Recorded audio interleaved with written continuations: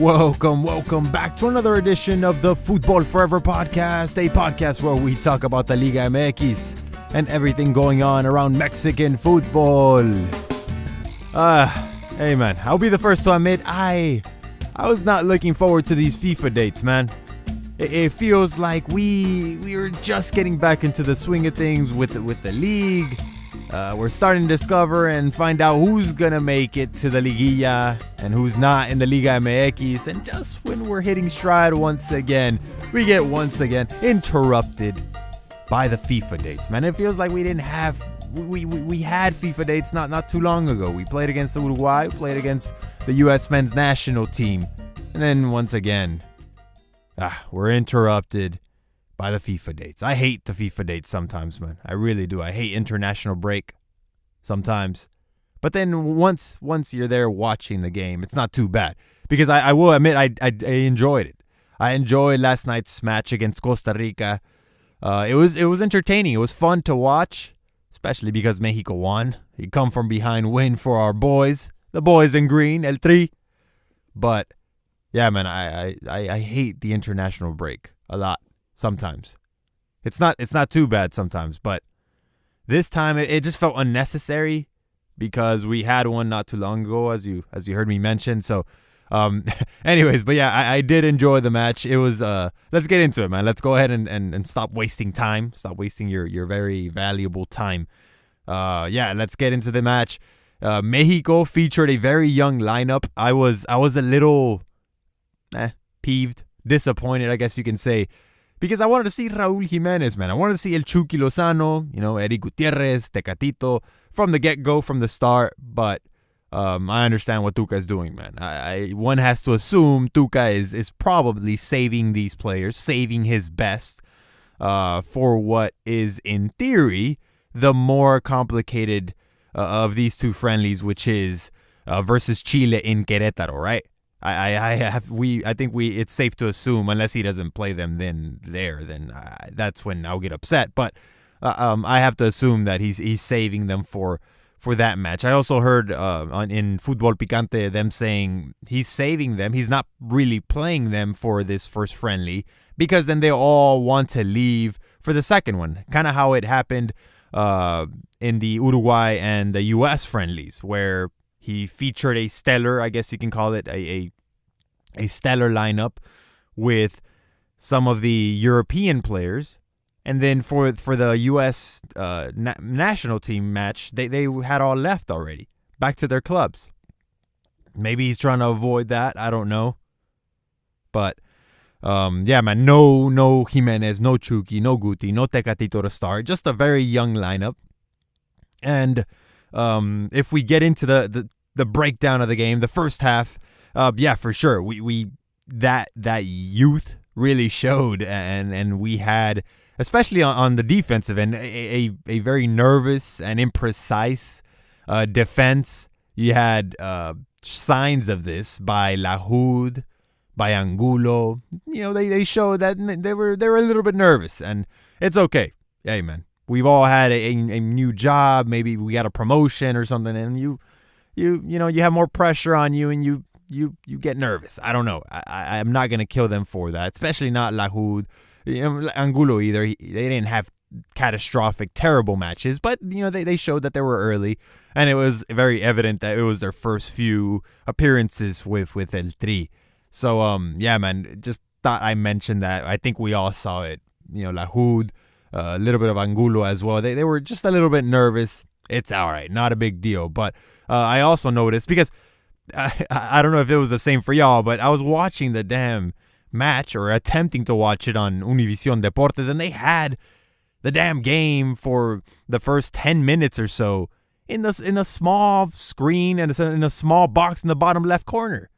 Like, come on, what are y'all doing? The Colombia versus U.S. match was like a 4-2 at that time. You could have already switched off for that. You could have put that game in the small box instead. The other one is just starting. This one is pretty much over.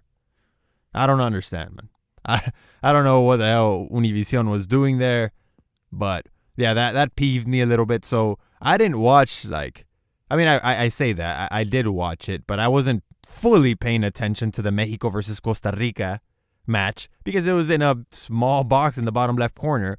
So I feel like I missed some things in the first, 10 minutes or so of the match.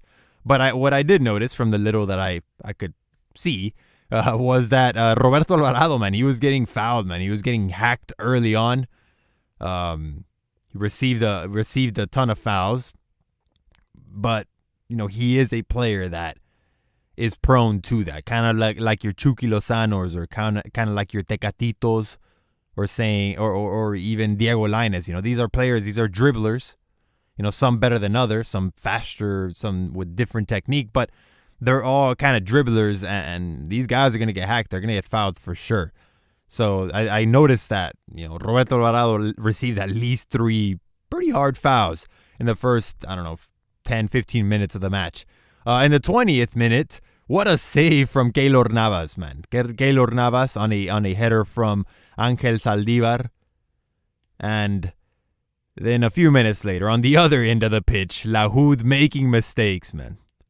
I don't know why he came out on that one ball where it involved, I think it was Joel Campbell and Edson Alvarez. Edson Alvarez really, really came to the rescue and bailed out Lahoud because he had no business coming out right there. I don't know what he was doing, but once again, it's probably the nervousness, man. He was just not thinking clearly, maybe. I don't know. But yeah, he definitely got bailed out by Edson Alvarez on that one, and thankfully Edson beat Joel Campbell on that duel because I really thought Joel was going to score on that occasion. And mentioning him scoring, a few minutes later, Joel Campbell is the one to punish Mexico and score the first header of the game, the first goal of the game with a header. I don't know why I said it like that. But yeah, it was a very, very poorly defended header, man. And Joel Campbell put the Ticos on top. Not a good, first half for Mexico, honestly. But thankfully, we got to witness the golazo from Pocho Guzman. Dang, like that was a thing of beauty, man. A gorgeous shot with the inside of his boot, and he left, Real Madrid's very own Keylor Navas just stationary. There was nothing he can do but just watch and admire that shot. The shot, his shot would hit the crossbar and bounce in. Beauty of a goal from Pocho Guzman in the 32nd minute. And the assist, a great, great cross from Jose Carlos Van Ranking. Definitely got to give him props for that. It was a fantastic cross, very precise, and Pocho Guzman just had to tap that ball. And the rest is history. That was a beautiful goal. But we got to ask ourselves, man, how long before we see Pocho playing in PSV, or in Porto or something? I mean, Porto is more than likely going to lose HH in December because I think Hector Herrera is asking for 6 million euros a year or something like that, something crazy that Porto could probably not afford. And he wants to be the best, if not one of the best paid players in the league, which I think is deserved. But Porto is probably not going to be able to afford Hector Herrera, and they're probably going to lose him. But there's your replacement. There's your replacement in Pocho Guzman. I understand they have different characteristics, but please, Porto. There's Pocho Guzman. Take a look at him. Take a look at him, please. Anyway, yeah, man. And right before the end of the half, we thought we were gonna go with a 1-1 draw to the locker rooms. No, sir. A handball. It was a clear handball by Van Ranking. Unfortunately, I don't think it was intentional, but you have to call that. I think you have to call that. The ref, rightfully so, gives Costa Rica a penalty, and the penalty is scored by Brian Ruiz. So the Ticos go to the locker rooms, leading 2-1 at the half.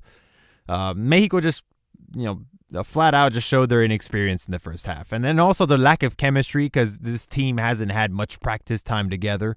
They haven't had, many in-game minutes with one another. So, it was evident, and it was, I guess, expected even, that they were going to be shaky. They were going to be nervous here and there.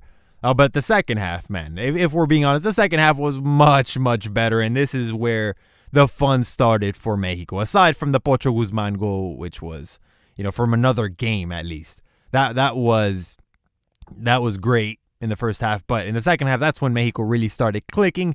This is when Mexico seemed to have settled down defensively. They covered most of the spaces that were available for Costa Rica in the first half. They really, really, hunkered down on defense, and that's what you want to see, man. In the 55th minute, baby, Jürgen Damm dribbling down the right wing, showing off his explosiveness and not losing composure, keeping his timing to send a very precise cross to Henry Martin, who hammers in a header to equalize at 2-2. So that's what you want to see from Jürgen Damm. That's what you want to see, man. Him dribbling, him showing off his explosiveness, and then making the right decision, sending in a good cross, or taking a shot on goal. That's what you want to see. And if Jürgen Damm could do this more consistently, he'd probably be in Europe already. You know what I mean? But it's the decision-making process. After you dribbled past the defenders, what are you doing next? That's where Jürgen, that's where most of the frustrations have been with Jürgen Damm. But anyways, in this case, I thought he was excellent in this. With his minutes. I don't know, he didn't play the entire match, but these short minutes that he had with El Tri, I thought he made an impact, and you felt his presence on the pitch. Good stuff from Jürgen Damm, man. But hey, man, how about Henry Martin, man? He has those springs, boy. You know he has those springs. He showed them off in the Clásico Capitalino this season versus Pumas, in that final header where America tied, I think, Pumas with 9 men. Yeah, Henry Martin showed them off then. He shows them off now. What a header. Good stuff. Nice goal from Henry Martin. And that would tie things up 2-2. And then a few minutes after that, Tecatito and Raúl Jiménez were subbed on. And you really noticed the jump in quality when these two entered the pitch. It was pretty noticeable. And one thing I did want to mention is I liked the attitude. I just liked the display from Tecatito Corona, man. He's always with the flashy dribbling, always looking to embarrass the defense, to make those flashy plays, and just to make the game fun, man. And it was refreshing, and it was fun to watch him play with some confidence. He hasn't been, I feel like over the past few months, he hasn't been playing consistently well, but now, playing with Porto, in the Champions League and then in the league, he scored a few goals this season, and he's had some highlight moments, I guess you can say, and it seems like he's starting to return to good old Tecatito, the Tecatito we all know and love, and we're gonna need him, man. We're gonna need Tecatito in good form with regular playing time in Europe, because this is a new phase in El Tri, man. There's a generational shift, and Tecatito is definitely a part of that shift. He's one of the guys that we all, I think, expect to see in Qatar 2022. He also almost scored late in the match, dribbled past 2 defenders and took a shot, but it was a nice save from Keylor Navas, but that was, I think it was in the 91st, 92nd minute. It was very, very late into the match. But anyways, moving on with the second half, Raúl Jiménez, baby. Raúl Jiménez would redeem himself for that missed penalty against Uruguay, and he would score a nice penalty on Keylor Navas. It was impossible to save, man. Where he put it, no keeper in the world is getting to that one. And all is well. All is back to normal. Raúl Jiménez scored a penalty. That's the balance in life, man. That's what we need, because the boy, he doesn't miss penalties. And then when he did against Uruguay, that was just, something felt off. So I'm glad that he restored the balance in the world and scored his penalty, because that's normal. That's the norm. You know what I mean? Raúl Jiménez scoring penalties, it should surprise no one. And then, I think a few minutes after the penalty, Jiménez was so damn close to scoring his brace with a great header that would hit the crossbar. I think he had to put that one away, man. If we're being honest, Jiménez, I think he had to put that one away. I think it was the cross was by Eric Aguirre. It was a nice cross, just up there, man. It was like he underhand tossed it up there. It was a soft, lobbed cross, and maybe that complicated things for Jimenez, but I think he was unmarked. He had a bunch of time to decide, and he hit the crossbar. Not knocking Jimenez, but I think that he should have scored that one. It got close. It hit the crossbar, but come on, Jimenez, score that one, baby, do it. But yeah, man, once again, gotta mention Jürgen Damm. He definitely drove the Tico left back crazy this match, man. With his change of pace, with his crossing, he was giving him hell this second half. So we definitely got to give props to Jürgen Damm. I enjoyed him, and once again, I feel like he, at least this time around, he made his presence be felt on the pitch.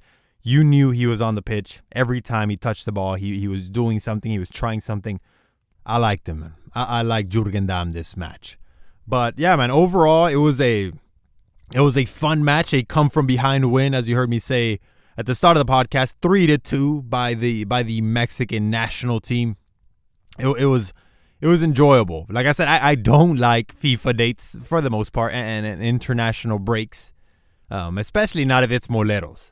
But I think these two are not moleros. I had been hearing in the press, in the Mexican press, that these games were moleros. I really don't think so. A game against Costa Rica, let's give them a little bit more respect. I understand, they're not world beaters or anything, but they're a tough squad, man. And they have very, very good players, like their goalkeeper, one of the best in the world for sure. So, that I don't consider this friendly against Costa Rica, and especially not the one that Mexico's going to have against Chile, a molero match. I think you can learn from these matches, man, for sure.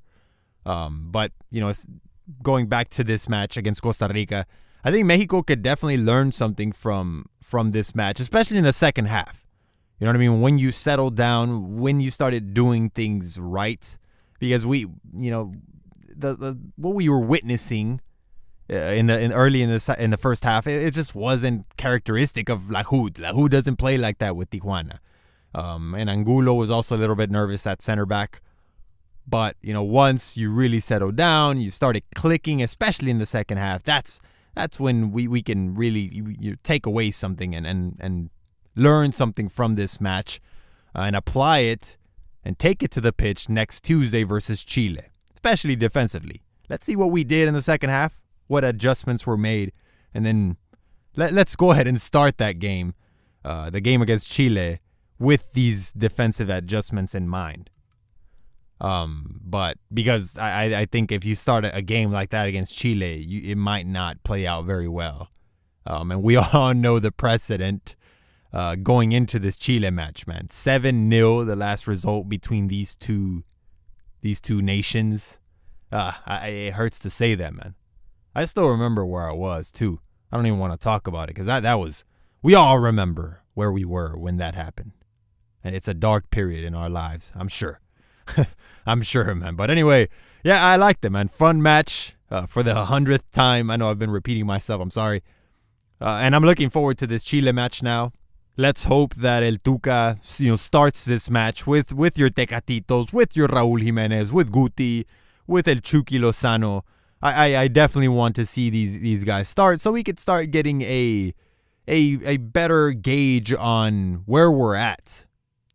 And one thing that we gotta mention is I really like those friendlies that we're gonna have against Argentina in November. That's what you want to see, man. That's what you want to see. I know it's odd because it's 2 back-to-back friendlies against the same country. That's odd. That's unusual. But hey, I don't hate it.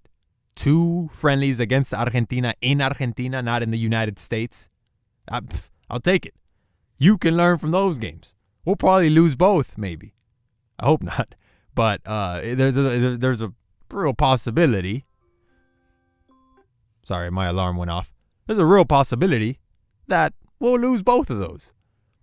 But at least we'll learn something from it. It's better than a molero in the U.S. for sure. So I like that. I like that we're having those 2 friendlies in South American grounds. That's awesome, man. But Anyways, that's it, man. That's time to wrap it up. Thank you guys for your attention. Thank you guys for listening, for tuning in to the podcast. A short but sweet. Just wanted to break down the game and give my opinions on several of the players. I liked Jose Carlos Van Rankin. Aside from the handball, I thought he played well. He sent in that nice cross, and for the golazo, the Pocho Guzman golazo.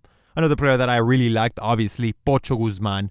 I think he's the next product to export out of Pachuca, man, onto Europe. I think we'll see.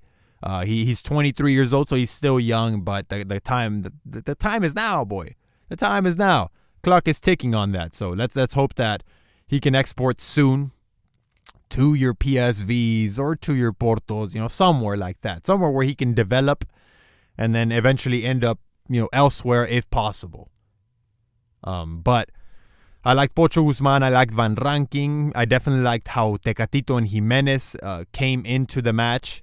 I liked Henry Martin, what he showed there. Several other players that I liked. Edson Alvarez, what he did in the second half. Definitely enjoyed that. He also bailed out half the defense in the first half. So there's that. But yeah, man, some positives to take away. Also some things to learn from in this match. Once again, that is it, man. Thank you guys for listening. I hope you enjoyed it, and I'll catch you guys on the next one. Football Forever out.